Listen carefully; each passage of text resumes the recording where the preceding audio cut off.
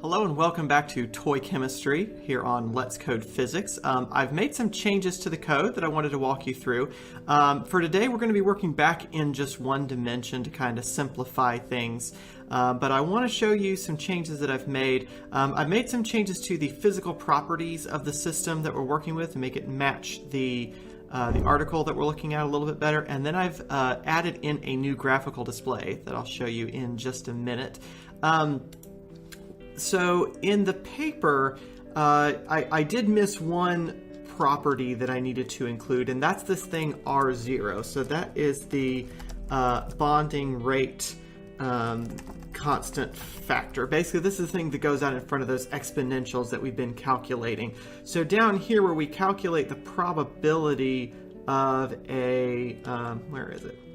Here we go. Down here where we calculate the probability of a bond forming or breaking, I had left out this little constant out in front. Basically, all I had was this exponential. So it had a maximum value of 1, but you want to have this R0 out in front so that you can scale that down as needed. Currently, I have R0 set to 1, so it's producing the same kind of results that we saw before. But basically, we can change that if we want to kind of manually turn down the bonding and unbonding rates.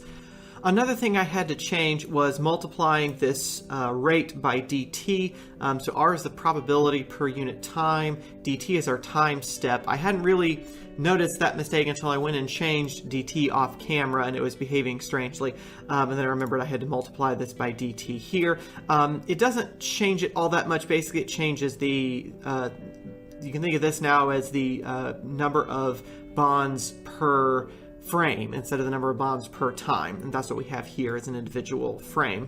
The other thing I had to change was the driving force. I think I have that up here.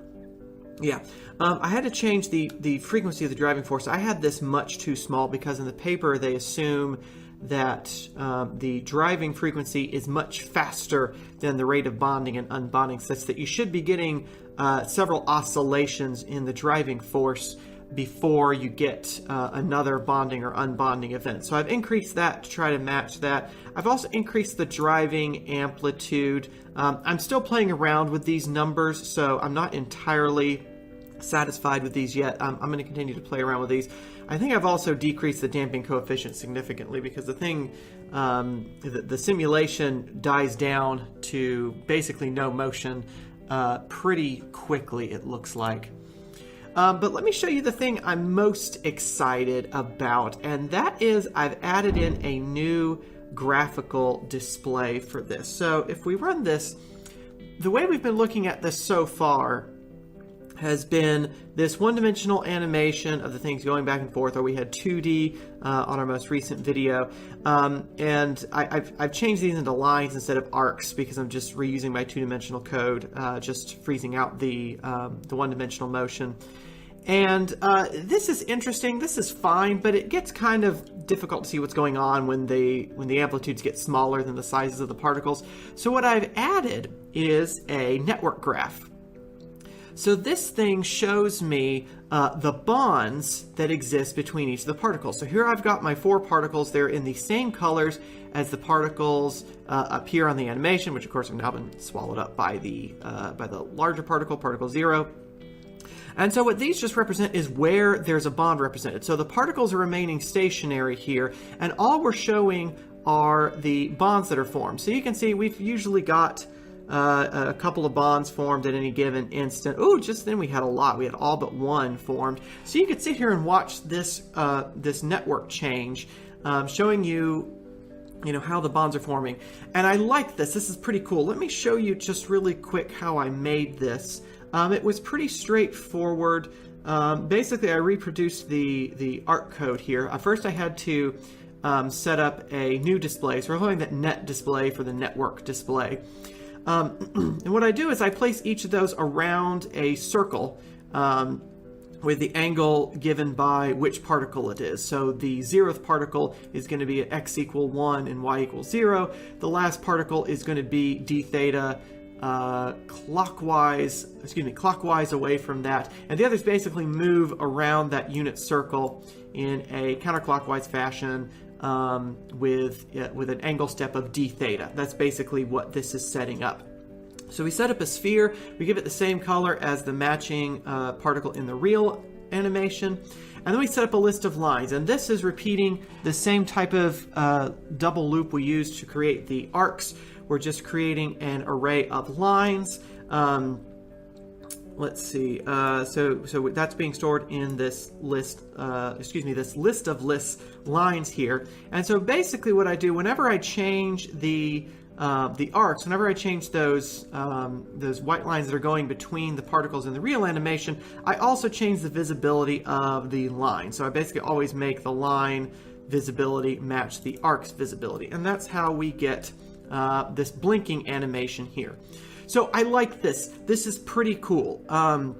What this doesn't communicate to me, though, is how much time those bonds spend turning off versus turning on. I have to kind of watch the animation and kind of keep a mental track of these 1, 2, 3, 4, 5, 6 lines.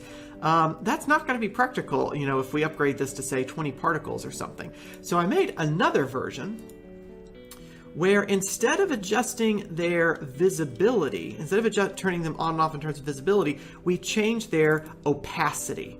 So what I've done here is I'm keeping track of the same creatures over here as lines. I actually had to change them to cylinders instead of curves because I learned that cylinders have opacity, but curves do not have opacity. So in order to change this opacity, I had to turn these into cylinders. That just took a little bit of technical work. But basically what I'm doing is I'm turning it from a light switch into a dimmer switch, because opacity is a number between 0 and 1 that you can set as basically the percent visibility of the object. So an opacity of 0 is no opacity, it's transparent, you can't see it at all. An opacity of 1 is completely opaque, you cannot see through it, it's completely visible. So what I'm setting that as is the percent of the time that bond has existed. So basically we're keeping track of the amount of time that bond has spent existing between I particle and J particle. We're dividing it by the total amount of time to give us a percentage, and then I have an opacity scale factor here because it turns out this percentage is actually a very small number. And so I'm just tacking on a scale factor here so that things are actually opaque. So what we're going to see now is the same animation. I've got the same physical properties of these folks here. But what we have now is a network diagram where the lines have varying opacities depending on how much time those bonds have spent existing. So we see here all the bonds have existed at some point, but the more opaque a line is, the longer that bond has existed. So this bond and this bond have existed for a pretty long time. This bond over here has not existed for much of the time. It's brightening up a little bit, but it's just dimmed down a little bit more. I probably need to change the scale factor. These are all still kind of dim. Let's see, where did I set the opacity scale? I set that up here. Everything having to do with the network display is up here. So let's increase that by, let's say, a factor of 3. But anyway, this gives you an idea of how long each of those bonds has existed. So this would be a neat little final display to have at the end of the simulation, would be to see not just what bonds formed, but which particles spent the most time bonding. And you could correlate that against their initial positions. If you gave them different masses, you could see which one, if mass tends to change the amount of time they spend bonded, you could change their spring stiffnesses, things like that. So this is a pretty cool little way to visualize the results that we're getting in this simulation. So thank you so much for watching. I will see you next time. Bye-bye.